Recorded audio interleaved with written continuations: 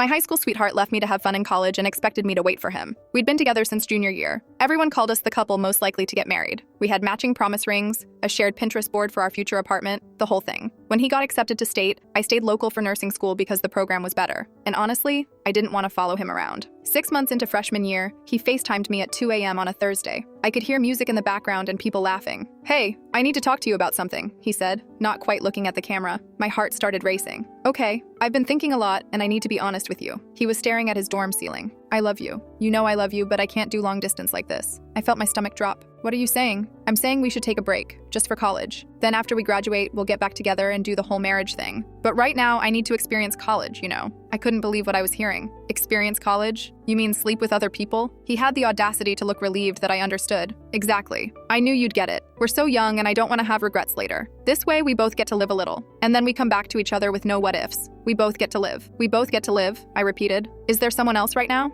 "No, not specifically. We can both do our thing." "That's not how relationships work." I cut him off. His expression changed, got colder. "You're being dramatic. This is a mature decision. We're planning our future. By breaking up, by being realistic." He said, "Look, I thought you'd understand. I'll call you in a few weeks when you've had time to think about it." Then he hung up. I sat there staring at my phone for probably 20 minutes. He texted me 3 days later like nothing happened. Sent me a meme, asked how my anatomy exam went. I didn't respond. 2 years went by. I threw myself into school, did my clinicals, got my RN license, dated a couple guys, nothing serious. Then during my hospital rotation, I met Samuel. He was a surgical resident, tall, confident, had his life together. He asked me out after we worked a trauma case together. Said he liked how I stayed calm under pressure. We'd been together for 8 months when my ex showed up last month. I was coming home from a shift when I saw him sitting on my apartment steps. He was wearing his old Letterman jacket, the one he wore on our first date. He stood up when he saw me. "Hey," he said, smiling like he used to. "Surprise." I stopped walking. "What are you doing here?" I graduated, moved back home, got a job at my dad's firm. He took a step toward me. I did my thing,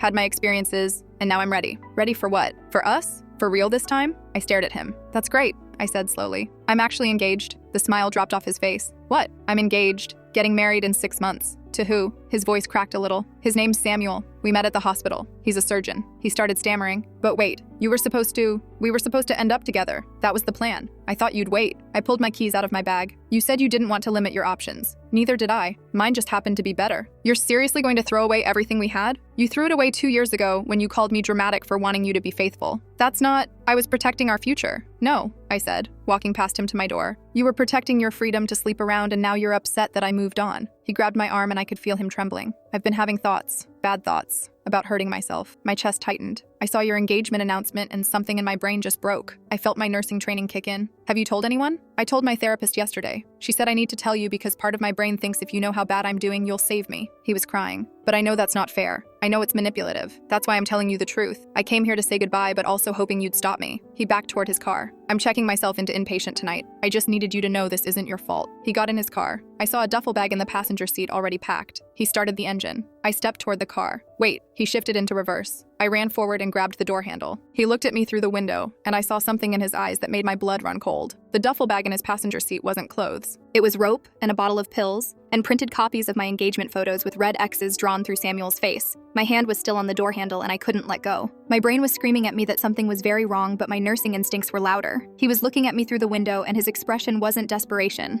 It was expectation, like he was waiting for me to do exactly what I was doing. I pulled out my phone with my free hand and dialed the crisis hotline. My voice came out steadier than I felt. "I'm with someone who's threatening suicide. He has means. I need help." The operator's voice was calm and professional. "Stay on the line with me. Can you tell me where you are?" I gave them my address, my apartment complex name, the parking lot number. The whole time, he just sat there in the driver's seat watching me through the window. Not crying anymore, not panicking, just watching with this weird, calm expression on his face. The operator walked me through what to say, how to keep him calm, how to keep myself safe. I knocked on the window with my knuckle. I called for help. "They're sending someone. Please just wait with me, okay? Just wait." He rolled the window down an inch. "You really do still care." Something about the way he said it made my skin crawl. Not grateful, not surprised, just satisfied, like I'd confirmed something he already knew. But I kept talking, kept him there, kept following the operator's instructions. She stayed on the line with me until I heard sirens in the distance. When the ambulance pulled into the parking lot, 2 EMTs got out along with a police officer. I stepped back from the car and explained what I'd seen: the duffel bag, the items inside, his statements about hurting himself. The EMTs looked inside his car. One of them pulled out the duffel bag and unzipped it carefully. I watched their faces change as they saw the rope, the pill bottle, the photos. They started talking to him in low, calm voices about going to the psychiatric ER for evaluation. He was cooperative, nodding, answering their questions. He looked at me once while they were talking.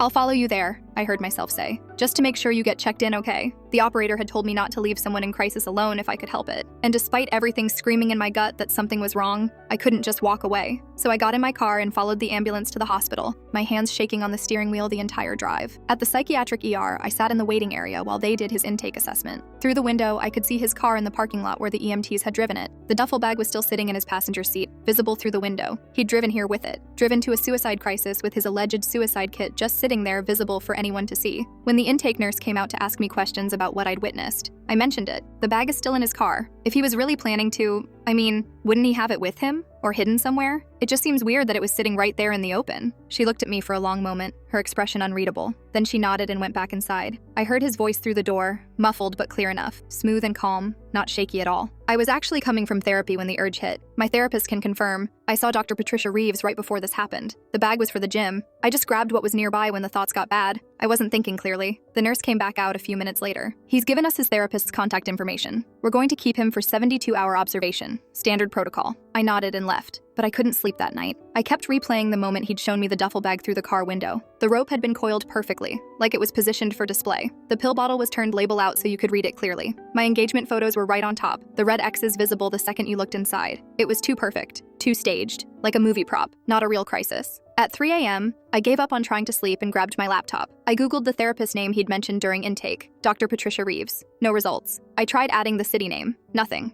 I tried different spellings. Patricia Reeves, Reese, still nothing. He'd given the intake nurse a phone number for verification. I pulled up my call log from when I'd talked to the crisis hotline and saw I'd saved the non-emergency police line number. I called it. "I need to verify a therapist's contact information. Is there a way to check if a number is legitimate?" The dispatcher was patient with me. She had me try the number. Disconnected line. My hands started shaking again, but this time it wasn't fear. It was anger. I grabbed my keys. His apartment was 20 minutes away. I'd never returned the spare key he gave me sophomore year. It was still on my keychain, buried under my car key and apartment key and gym fob. I'd honestly forgotten it was even there until now. The sun was just starting to come up when I parked outside his building. I sat there for a minute, telling myself this was crazy, that I was violating his privacy, that I should just go home and let the hospital handle it. But I couldn't shake the feeling that something was very, very wrong. I used the key. His apartment was exactly how I remembered it from 2 years ago. Same brown couch, same coffee table, same poster of his favorite band above the TV. Everything frozen in time like he'd been waiting for something. But his bedroom door was closed. I walked down the short hallway and opened it. The entire wall across from his bed was covered in photos. Photos of me, crossing the hospital parking lot in my scrubs, my badge visible, getting coffee at the place near campus, laughing at something on my phone, walking with Samuel downtown, his arm around my shoulders, coming out of my apartment building with grocery bags, at the gas station pumping gas. Some were taken from far away with a zoom lens, grainy and pixelated. Some were close enough that I could see the expression on my face, the details of my clothes. I stepped closer, my heart pounding so hard I could hear it in my ears. They were dated. Printed dates in the corner like old school photos. The earliest ones were from 6 months ago. 6 months before he'd shown up at my apartment steps. 6 months of watching me. His laptop was open on his desk. The screen had gone dark, but when I touched the mouse pad, it lit up immediately. He hadn't even logged out. A folder was open on the desktop. Our future in all caps. Inside were hundreds of files. Screenshots of my Instagram posts going back months, my Facebook updates, my LinkedIn profile with all my job information, wedding planning websites with certain venues bookmarked, venues I'd looked at, Pinterest boards, not our old shared one from high school, but my new private one that I'd made with Samuel. How did he have access to my private Pinterest? And a document titled, "Timeline to Fix This."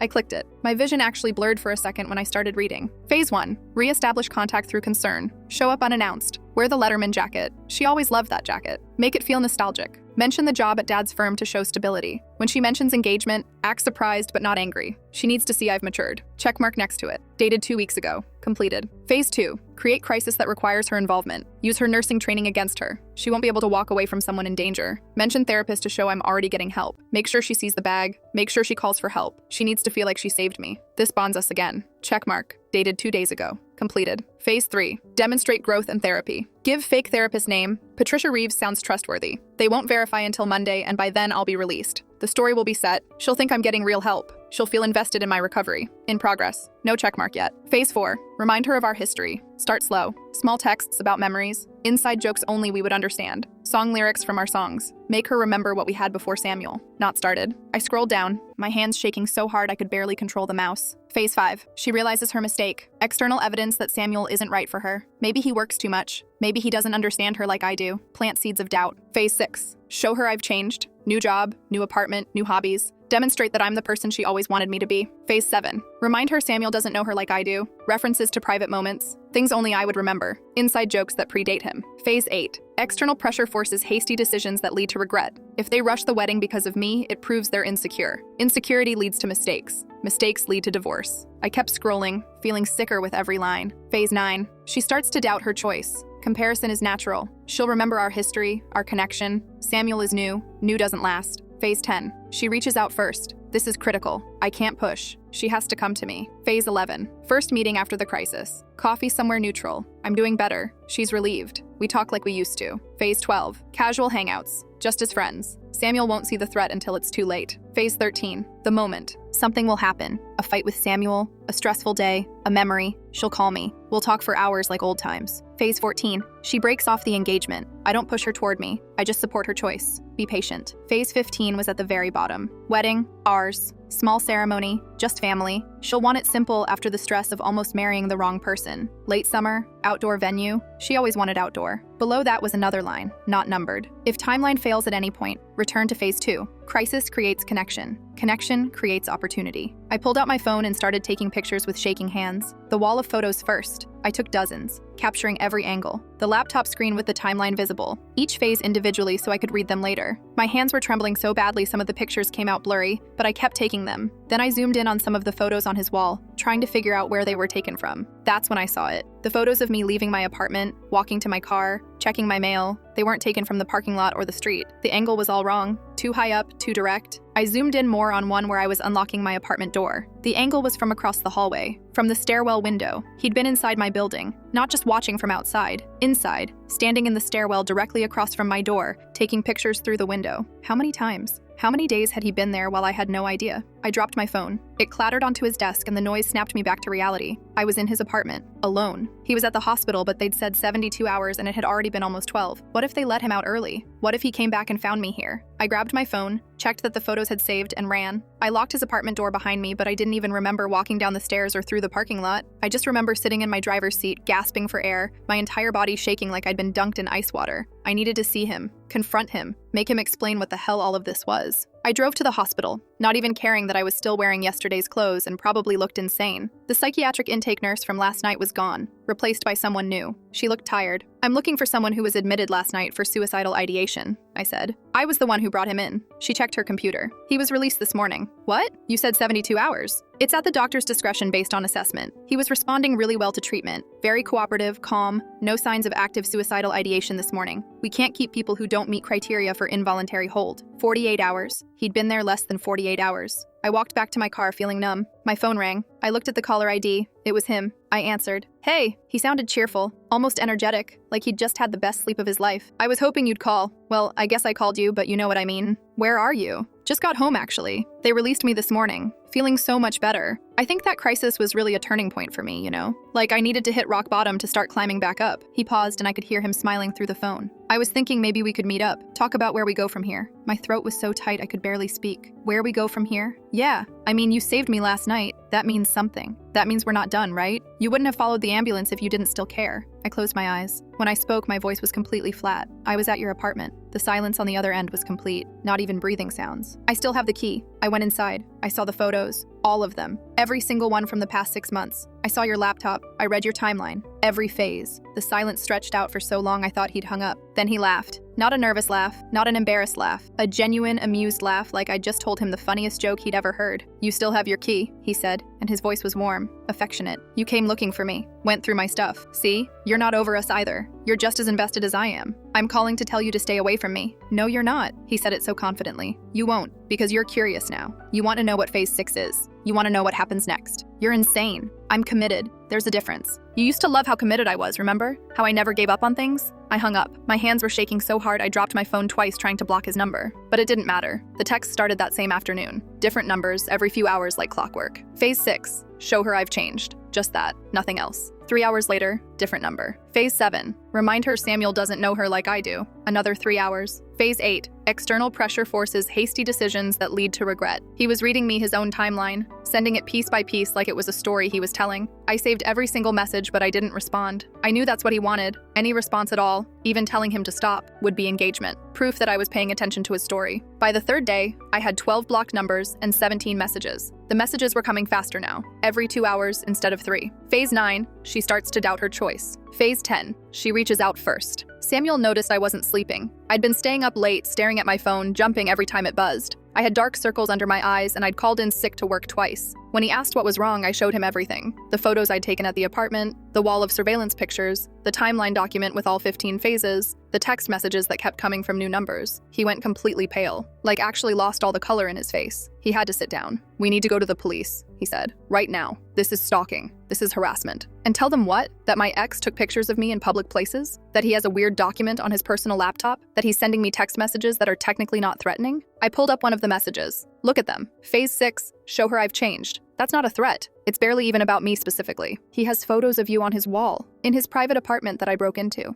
I used a key I was never supposed to keep. Anything I found there would be inadmissible, and I'd probably get charged with breaking and entering. Samuel ran his hands through his hair. "So what? We just let him keep doing this? He hasn't shown up at my work. He hasn't come to my apartment. He hasn't threatened me or you. He's staying just barely on the legal side of stalking, and he knows it. He's smart." We sat there in silence for a long time. Then Samuel said quietly, "What if we moved up the wedding? Did it next month instead of waiting until summer? Just go to the courthouse, make it official, and then he'll have to accept it's over." I stared at him. "Phase 8, I said. External pressure forces hasty decisions that lead to regret." "What?" "That's what he's counting on." He predicted this exact response. He knew if he pushed hard enough, we'd rush into something. And rushing leads to mistakes. Mistakes lead to regret. Regret leads to... I trailed off, feeling sick. My phone buzzed in my hand. New number. Phase 9, she starts to doubt her choice. I showed Samuel. His jaw clenched so hard I could see the muscle jumping. "This is insane." "I know. We can't just let him manipulate us like this." "I know," I said again. "But that's what he wants. He wants us to react. Every reaction proves I'm still thinking about him. So what do we do?" I didn't have an answer. My phone rang that evening. Unknown number, but local area code. I almost didn't answer, but something made me pick up. "Hello? Hi, is this?" The woman's voice was shaky. "This is Linda. I'm his mother." I sat up straighter. "Yeah, this is me. I need to talk to you. Can we meet? It's urgent. It's about him." Samuel was shaking his head hard, mouthing, "No, don't." But I was already agreeing to meet her the next morning at a coffee shop near my apartment. She was waiting in the back corner when I arrived, and she looked like she'd aged 10 years. Her eyes were red and swollen like she'd been crying for days. She was gripping a coffee cup so hard her knuckles were bone white. "Thank you for coming," she said as I sat down across from her. "I wasn't sure you would. I wouldn't blame you if you didn't. What did you want to talk about?" She reached into her purse and pulled out a notebook. Navy blue, college ruled, the kind you'd buy at any office supply store. "After he moved back home last month, something felt wrong." Her voice was shaking. "He was too happy, too calm, like he knew something I didn't. So I went through his room." She looked at me. "I know I shouldn't have. He's 24 years old. He's an adult. But I had to know." She pushed the notebook across the table toward me. "I found these. Boxes of them in his closet, going back 2 years.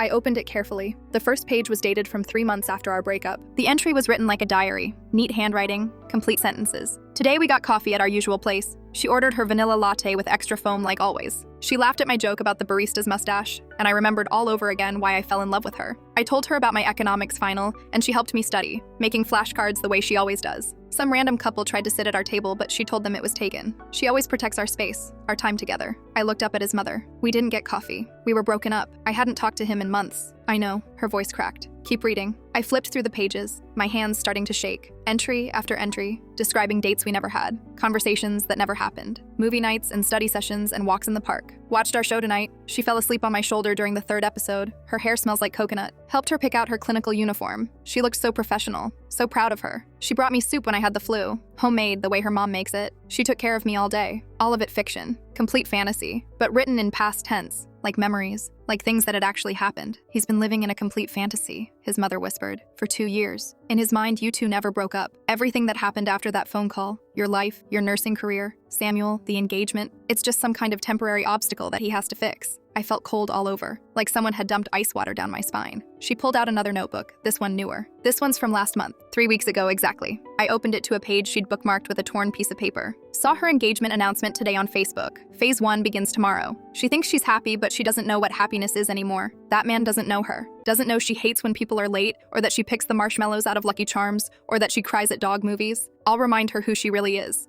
I'll save her from this mistake like she saved me tonight from mine. He'd written about his fake suicide crisis before it happened, past tense, like he was remembering something that had already successfully occurred. This is dated 3 weeks ago, I said slowly, checking the date twice. But the crisis was 2 days ago. I know. His mother was crying now, tears running down her face that she didn't bother wiping away. He'd already planned the whole thing, every detail, the therapist's name, the duffel bag, showing up at your apartment in that jacket. He wrote it all out like it was a memory before any of it even happened. I flipped through more pages, feeling sicker with each one. He'd described my reaction to seeing the engagement ring, how I'd go through shock, then denial, then eventually acceptance. He'd written out the conversation we'd have at the hospital, predicted what I'd say. Not exactly right, but close enough that it was terrifying. There's more, his mother said quietly. She pulled out another notebook. This one's from 6 months ago, when he started following you. I opened it. Saw her at the hospital today. She didn't notice me. She was wearing the blue scrubs, the ones that make her eyes look brighter. She's beautiful. She's always been beautiful. Soon she'll remember. Soon she'll see that this was all a mistake and we'll fix it together. Pages and pages of it, describing where I went, what I wore, who I talked to. Clinical observations like a scientist studying a subject. He's not trying to win you back, his mother said,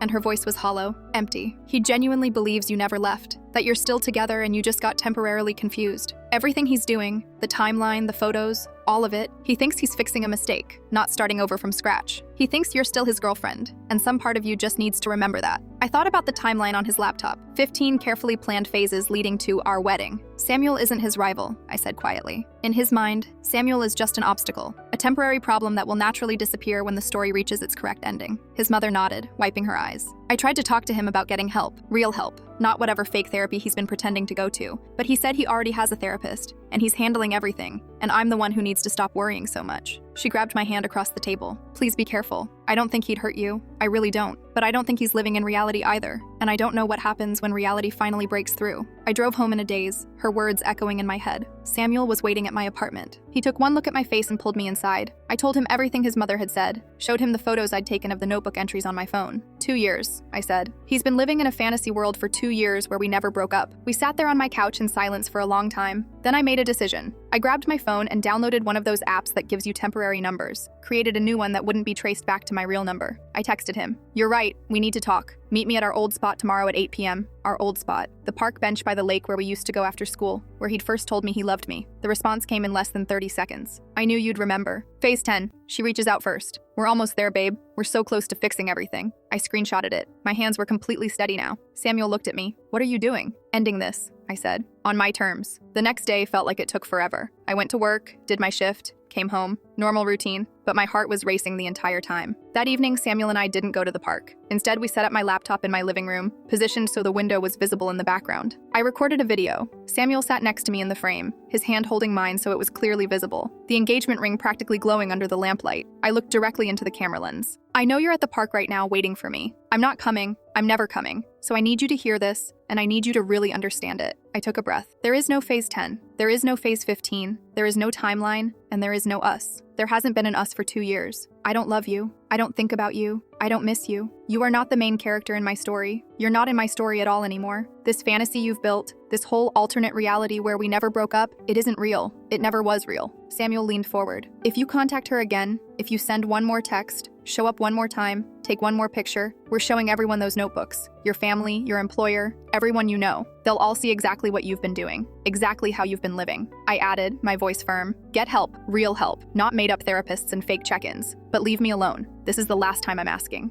I ended the recording and sent it to every single number he'd texted me from, all 12 of them. Then Samuel and I sat on my couch, turned off most of the lights, and waited. Around 8:30 p.m., I saw headlights in the parking lot below, his car. That same car he'd had in high school, the one I'd ridden in hundreds of times. He pulled into a spot directly in front of my building, right under the streetlight where I could see him clearly from my 3rd floor window. And he just sat there, not getting out, not calling, not texting, just sitting in his driver's seat, staring up at my building. I watched him. Samuel had fallen asleep on the couch around 10 p.m., exhausted from his hospital shift, but I couldn't stop watching. Every few minutes, he'd check his phone, look at the screen, the glow lighting up his face, then look back up at my window, like he was reading something, comparing something, following along with his timeline. An hour passed, then 2. He wasn't crying, wasn't raging, wasn't banging on the door or calling my phone, just sitting there like he was waiting for something specific to happen. Like the story was supposed to continue and he was just being patient for his next cue. 3 hours, 4. Around midnight, he finally started his car, but he didn't leave right away. He sat there with the engine running, still staring up at my window. I stood there in the dark, looking down at him, and I thought about his notebooks, about 2 years of fake memories, about 15 phases leading to a wedding that would never happen. Then he backed out slowly and drove away. I didn't sleep that night. The next morning, my phone buzzed. His real number this time, not one of the fake ones. One last message. Phase 15 was supposed to be our wedding. You ruined the ending. I stared at it for a long time. Then I blocked the number. And for the first time since he'd shown up on my apartment steps wearing that Letterman jacket, I felt like I could actually breathe.